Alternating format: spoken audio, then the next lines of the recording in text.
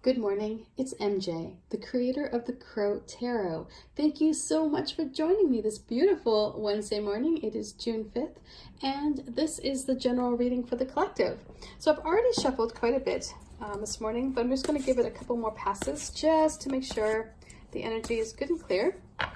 And also just to say, hey, the ebook is up. If you ordered your deck, on Amazon or some other site, not through me, and you're loving it, but you want more information, I have an ebook now that is available, and I am the only one who's selling the guidebook, so it will not be available in stores. It's just going to be through me.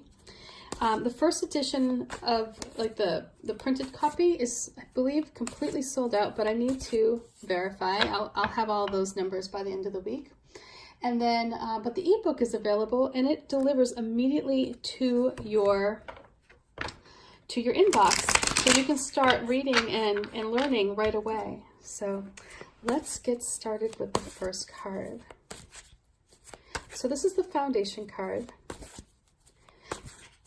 and this is the energy that we start ourselves off with here today. And this is the energy that set up our current situation. So if you think about this energy here of the Queen of Cups in your past, this would have been a time when you were really in touch with those around you. You could almost sense how others felt. You were really just, it's like just in tune with nature, your surroundings, the people who you interacted with on a day-to-day basis. It's like you almost felt like you could feel their emotions, very empathic. So that's what got you to this party. Let's see what this party is. What kind of party are we going to? Or are we in? Let's see. Yikes. So this is an energy of focusing on what is lost instead of what we have. So let's see what the crows bring back, and then we'll unpack all of this.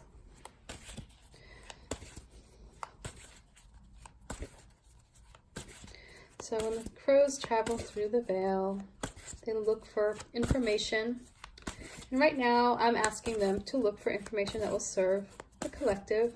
If I'm doing a reading for you, the information that comes back is specific to you. But because this is a general reading, this is something that is like overall, general information that we all could benefit from. Okay. So the first thing that strikes me here when I am looking at this spread is that there's a lot of blue in this spread. There's a lot of just deep, heavy emotions that are played out here. I do go into, by the way, in the ebook and in the guidebook, how color plays a role in this deck. As an artist, color plays a role in my life all the time. I think about things and how they relate, and how color relates to the situation. If I'm feeling blue, I tend to create more work with lots of blues in it. So let's get started.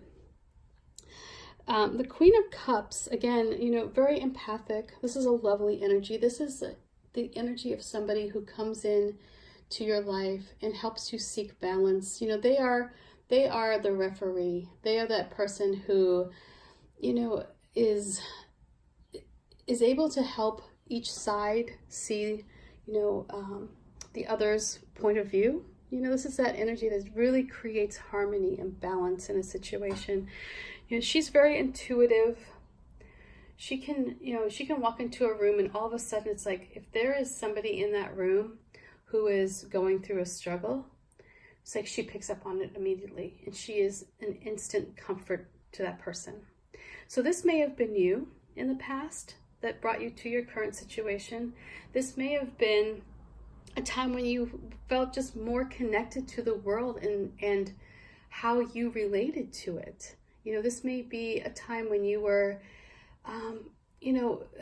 feeling more in touch with your own sense of humanity And because of that, because you could feel that humanness inside of you, you are able to extend that love and compassion outward to others. So the issue with the Queen of Cups is, as loving and wonderful as she is, she has a hard time with boundaries, right? So, if you're that kind of person who is like, let me help you, let me answer your question, let me do this now for you, or you're overextending yourself. You're like, yes, I can do the bake sale. Of course I can volunteer for the PTA. Of course I'll do Girl Scouts next year. And, you start doing all this work, and before you know it, it's like your time just becomes obliterated, and it's like, but yet you have this feeling and this desire to be of service to others. And so here, I get this, and this is the vibe I'm getting, is that this foundation, yes, you come from a place of a good heart, and you come from this place of wanting to nurture and take care of people. But there's an issue with boundaries. Boundaries are so important. Boundaries keep us sane. Boundaries are what enables us to give more because we don't deplete our complete energy.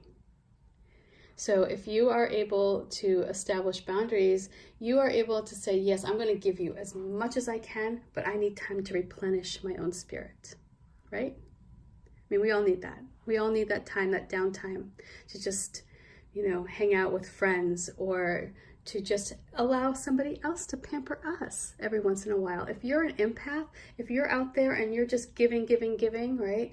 Or you feel this obligation to help others to the point where, you're getting ready to be, appointed sainthood, you need help too. You need to have that feeling of comfort. You need a warm hug from somebody else. You need to receive as well. So here we have this 5 of Cups sitting at the present time, at our present situation. And so what the vibe I'm getting with this is, when you do so much for others and you don't establish boundaries, eventually you are going to wear thin. It's like you can only go so long for, without allowing yourself some inner comfort. And you can say, I derive joy from helping others. Yes, we all do. I mean, I would think for the most part, it's human nature, right? That you feel a sense of worth when you help others, right?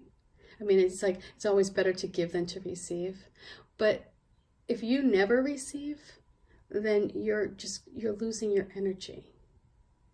And so even if what you receive is just a 15-minute break to enjoy a cup of coffee in peace, or to go for a walk on the beach and let the sand go between your toes and just enjoy, 15 minutes to yourself, just enough to recharge that battery. But if you don't give that, if you push yourself so hard, if you keep going and you don't establish boundaries, what happens is you start to feel resentment. And when you start moving into that place of resentment, that is where you start focusing on all the things that you don't have, right? You don't have time to, to take a warm bath at night because you've got to help fold laundry because your kids won't do it. You don't have time to get away for the weekend because you've got some PTA event that you have to do. You don't have time to, just spend an evening out with your husband or your wife because you're so busy taking care of an older relative, right? There's a point where if you don't allow yourself a break, you're going to focus only on what you're missing and not all the wonderful things that you have around you. And you have this wonderful network around you, and you have all this, you have these 2 cups that are full here, and you have a pathway out. There are obstacles. So the mountains here show that there are obstacles, but you have a path. And once you get that, it's like, then you just go over. It's like nothing is perfect. Nothing is going to be this easy sail through. It's like, but once you get through this, this is the hardest part. This is the hardest obstacle right here. These mountains, you can fly over those. But right now, you can't even move because all you're focused on, is what you're missing.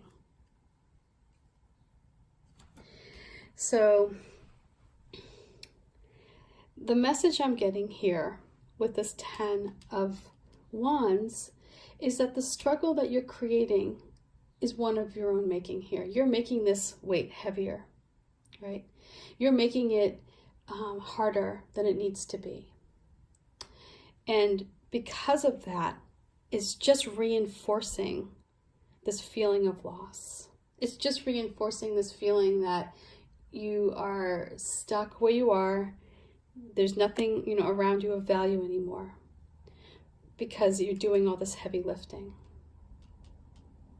You are strong enough. Obviously, you can get everything up off the ground. You're capable of managing all these tasks, right? You've got everything. You're like run. You're going, and you're capable of doing it all. But the quality of life here, let's talk quality of life. This bird isn't smoothly flying across to the city that holds the opportunities, where its potential can expand. No, it's struggling to get up the bloody ground. It's like trying to move, right? And the issue here is that it's not using its creative mind to figure out solutions. All it's doing is it sees a task, right? It's like, I see a task. I'm going to attack this task and I'm just going to do it the only way I know how, the quick way I know, right? The only way that's in my head right now. Instead of taking some time and thinking about it, coming up with some different solutions. It's like, I'm just going to grab this bushel of wands and try and fly away. And I'm just going to do it because, God damn it, I'm determined. And nothing can stop me because I'm just, I've got to get out of this place here of misery. But all you do is it's like a cycle. Because then you're just like, you're suffering because you're trying to fly so bloody hard, So here, the crows, what I get with this 10 of Wands is that you need to think of new ways to get the things accomplished that you need to get done. But you also need to set up some boundaries. And you need some time where you can appreciate and be grateful for the things you have in your life. It's hard to feel grateful when you're feeling resentment. And it's hard to feel yucky when you're in gratitude. So the message here is to feel grateful for what you have. Don't give up on responsibilities or things that really matter to you, right? But ask yourself if you're adding more stuff to your plate because you feel like you have to. Because you feel like, oh, well, if I don't do it, who will? One of my favorite sayings is get off the cross, we need the wood, right? If you're doing that, then you're not helping anybody because eventually you're going to fizzle out. I remember when I was in the hospital and I had just given birth to my daughter, and I was just like a super mom. I was like, I had an emergency C-section. I said, no to morphine. Nope, I'm going to breastfeed. No to morphine, despite the fact that they told me it would be safe. And then I said, I can change your diaper. I'm like, I can do everything. I'm like, I was very adamant about, I didn't want any help. And I just remember this nurse, she was an older nurse, and she said to me, she looked at me, she goes, nobody likes a martyr. And I was like, oh my God. I was like, all right, okay. But I just remember her and I was like, wow, that was a nice dose of reality and harshness, serve that up with the morphine lady. But I was like, wow, but she's right. She was right, especially when you're trying to take care of something so little. It's okay to have some help. It's okay to have help. And so here you may feel like you need to take care of everything and everybody and be all things to all people. And that may have worked for so long, but eventually you are going to fizzle, and it's just going to have you focusing on all the things that you now have missed or you've lost. It's going to make that struggle harder. And so from one person who is a control freak and who hates delegating tasks, and I swear to God, I was like, I will do the dishes. I will. People ask me like, well, what chores does your daughter do? I'm like, I do them all. I'm like, I do not, because it's like, I have this thing. It's like, well, if I want something done, I'll just do it myself. But we're all there. We're all like that, right? But establishing boundaries and knowing when you're overdoing it, when you're taking on too many tasks, when you find yourself up at midnight going, oh my God, I just need to finish doing the dishes. Like that kind of thing, you can sleep and then address it in the morning or delegate that task. And I'm telling that basically to myself as well. So here, this is where life is becoming a struggle, right? But it doesn't need to be. It really doesn't need to be. There are ways that you can move this bushel of wands, that is life, forward without doing it the same old way. So the 10 of Wands comes up here saying, think differently, think creatively, get out of your comfort zone a little bit here. If something isn't working, stop doing it that way. Come up with a different plan. Because although you're making it, you're working your butt off here, you're struggling, and it's needless. It's like, because there are other options. The city here, I put cities in my cards to denote opportunities and expanding your potential. I just think of that idea of going to the big city and, becoming a star, or finding the love of your life in the big city, perhaps, at the top of the Empire State Building kind of thing. And so you have the strength to do it. This is the thing. You have the strength, and you could keep going. But for your feelings, for how you feel inside, the goal is to alleviate any feelings of resentment towards anyone, and that includes yourself. So here, you may be in this position right now. Just know that you have the strength to overcome it, but it's going to take some creativity for you to come up with different paths and different solutions. There is a ton of potential for you. There are new opportunities blossoming. There's a pathway out. Yes, you're going to encounter some obstacles, and I think that obstacle is going to be coming up with a new way of managing a situation that you're dealing with right now. So anyway, I think I went a little long. Sorry, but peace. Bye for now, and much love to you. Bye.